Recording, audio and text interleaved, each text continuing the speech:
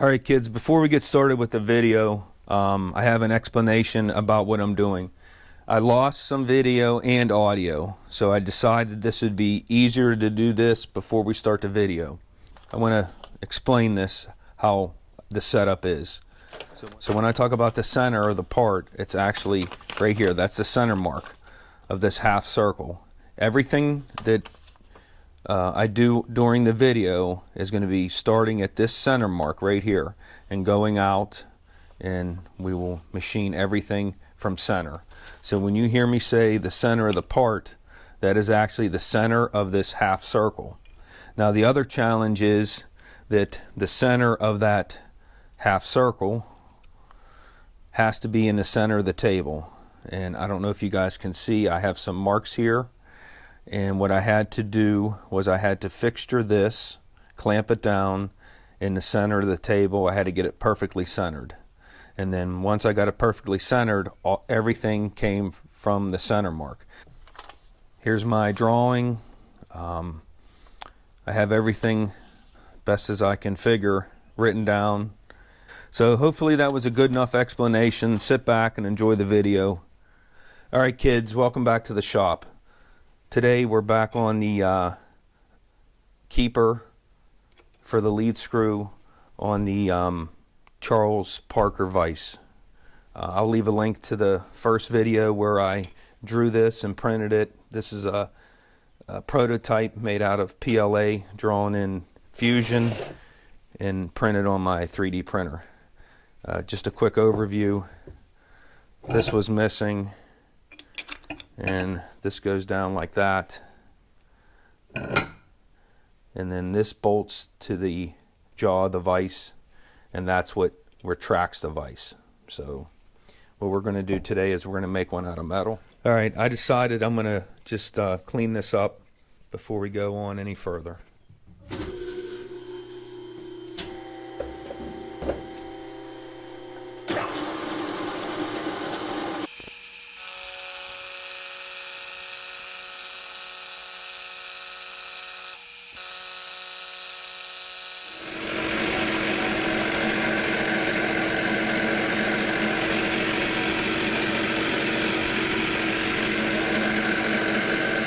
Alright guys, I decided to machine this to the width and the depth I needed, thickness, because I'm really concerned about how I'm going to finish this off. Once I start getting down here, I have to figure out a way of fixturing this to keep milling it, and if I end up with this little tiny part, I was afraid I wouldn't be able to clamp it and do the final machining. I need to drill a few more holes in this fixture plate so my strap clamps can go over the part. I do a rough layout of the part. I find the center. I trace the 3D printed part onto the metal. This is for reference only.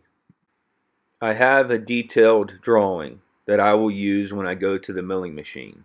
Alright, finally we got the holes drilled and tapped so we can put this thing on. So I'm gonna put this down first to raise it up so I don't drill into the table. I center the part on the table. I square it up, and then I clamp it down using my strap clamps.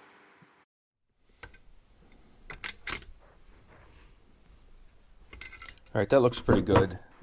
Alright, let's head to the milling machine. We need to center the table in the mill. Alright guys,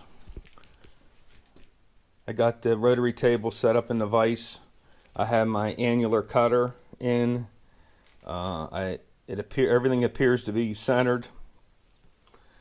I have my DRO set to 0. So I say we drill the first hole and see what happens. Lube it up good, take our time.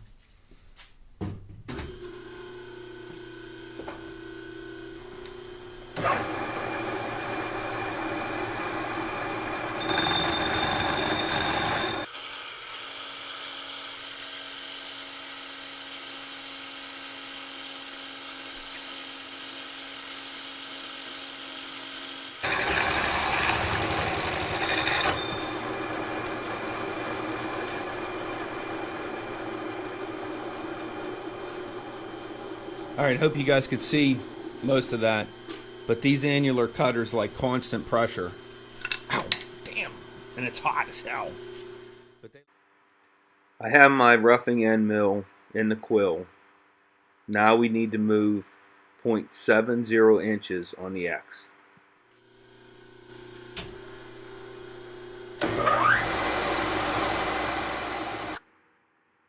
I rotate the hand wheel on the rotary table to make the cut. I raise the knee 50 thousandths after every cut until I get the desired depth. I'm pleased with the way this is working out. Let's go to the next operation. Alright, so now what I have to do is, this is on center. Now I have to come on the other side here, or over here, wherever you guys can see, and machine the outside of it. So that means I gotta take the table that way, come over and bring it in. That's why I have my DRO set up, so I can get back to 0. From the 0 point, I move the X 1.625.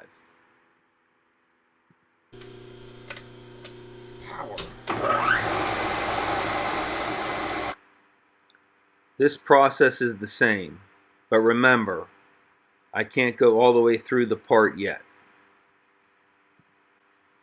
I repeat the process on the other side. I take the end mill back to 0 and go minus 1.625. Alright guys, this is looking really good. And if I put this on top, you can see things are lining up really well. It's hard to see on this side. You have to take my word for it.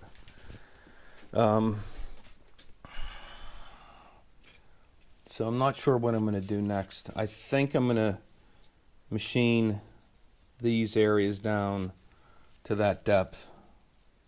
I believe that's what I'm going to do next.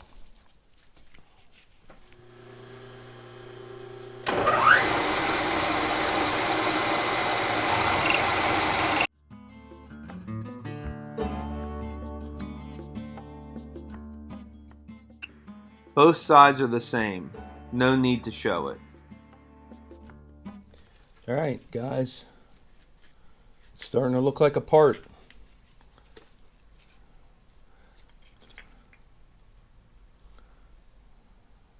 It's looking good. I don't know what the edges look like on the sides, but I think we're alright. Okay, next I need to machine this part. So let's do that next. I didn't lay that out. I got to lay that out, get an idea of where that's at. Alright, that's what we're doing next. Alright, now let's hog out this material here. I brought it over a 1/2 inch. Remember, everything's done on the DRO, and you keep coming back to 0. The 0 is right here. The 0 is at the center of my rotary table.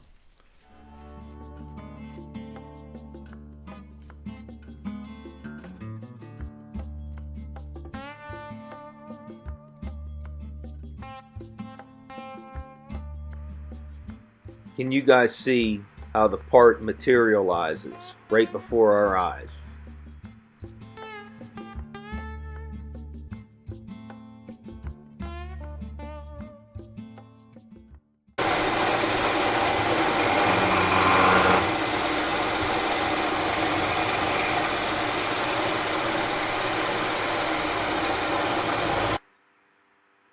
This is looking really good. Now we have to reposition our strap clamps, but remember, we can't move the part. It has to stay on center. I got my clamps moved, and the part is still at 0. Now we need to machine the ends off. We have to be careful here. We can't have that chunk of metal flying across the shop. Things will get broke.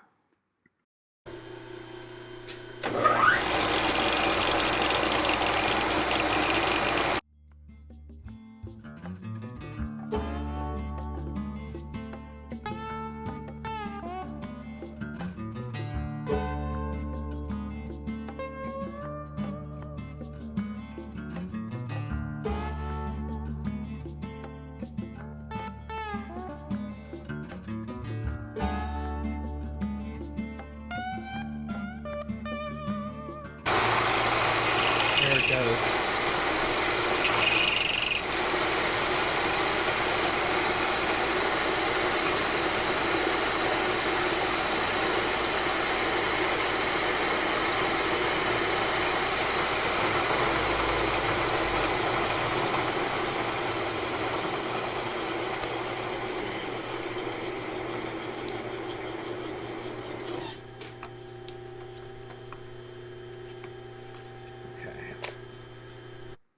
I'm happy with the way this turned out. I do the same thing on the other side. I don't film it. Alright guys, here's the final setup. And my knee-jerk reaction is it looks pretty good. Remember when we started this we had the clamps here and here. And we machined out the parts we didn't need. So let's unveil this thing. Right before your very eyes. I haven't seen it yet.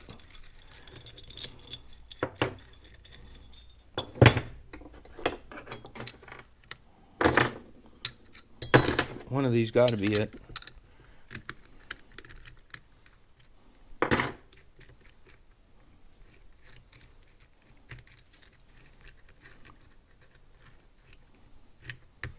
I'm going to say that looks really good. Look at that. Man, it's close. It's real close. So this is looking pretty good, and I'll show you what's happening here. As you can see, the lead screw isn't attached to the jaw, so the jaw isn't retracted. And that's what this is used for. So you put this on, bring the jaw out, bolt it, right?